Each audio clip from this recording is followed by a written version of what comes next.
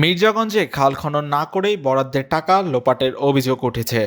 খাল খননের নামে হয়েছে কচুরিপানা পরিষ্কার এবং মাছ শিকারের মহা উৎসব।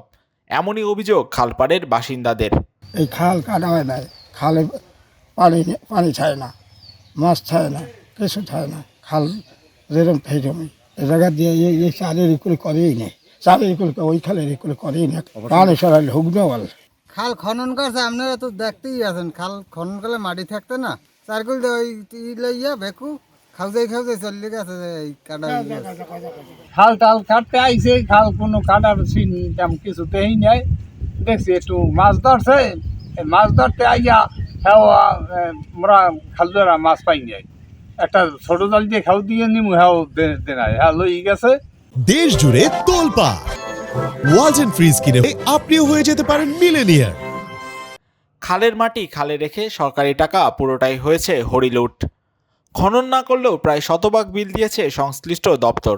না সরকারি বরাদ্দে কোথাও কোনো কাজ হয় নাই। খালি ওই কচুরি মুচুরি রুডে সাইড দিয়ে করিয়া পরিষ্কার করে দেখাইছে, খালের পানি ছেড়ে দিয়েছে, জোয়ার উঠেছে, যে খাল কাটছে। জানা যায় জলাবদ্ধতা নিরসনের লক্ষ্যে গত 2023-24 অর্থ বছরে টেকসই ক্ষুদ্রাকার পানি সম্পদ উন্নয়ন প্রকল্পের আওতায় পটুয়াখালীর মির্জাগঞ্জ উপজেলার মাধবখালী ইউনিয়নের বেদবুনিয়া ও চাকরখালী খালের প্রায় 1.375 কিলোমিটারের খনন রেগুলেটর মেরামত ও অফিস মেরামতের জন্য 15,92,221 টাকা ব্যয়ে কাজটি পায় চৈতাবাজিতা পানি ব্যবস্থাপনা সমবায় সমিতি।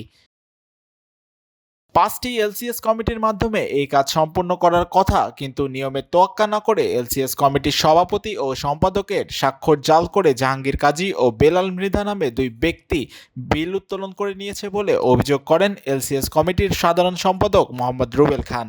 না, আমি স্বাক্ষর দেইনি। টাকাটা নিয়েছে আমাদের যারা পার্টনার ছিল তারাই নিছে।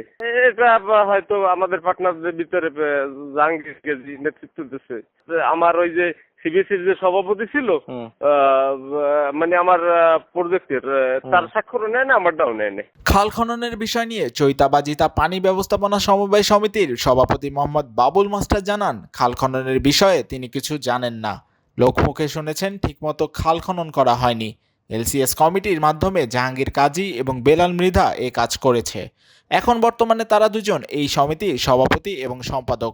এই ব্যাপারটায় আমি আদৌ সম্পৃক্ত না, ওরা এলসিএস এর ব্যাপার। আমি সমিতির সভাপতি, কিন্তু এলসিএস এর সাথে আমি সম্পৃক্ত নাই। এলসিএস এর লোকজনই জানে ওটা কিভাবে করছে, কত পার্সেন্ট করছে, কত পার্সেন্ট বিল উঠছে কি আদা উঠছে না, এই ব্যাপারটা আমি জানি না। অভিযুক্ত জাহাঙ্গীর কাজী ও বেলাল মৃধার মুঠোফোনে একাধিকবার যোগাযোগ করার চেষ্টা করা হলেও তারা ফোন রিসিভ করেনি। এ বিষয়ে মির্জাগঞ্জ উপজেলার প্রকৌশলী চন্দন কুমার চক্রবর্তী জানান, এই কাজ যে সময় বাস্তবায়ন করা হয়েছে তখন তিনি ছিলেন না।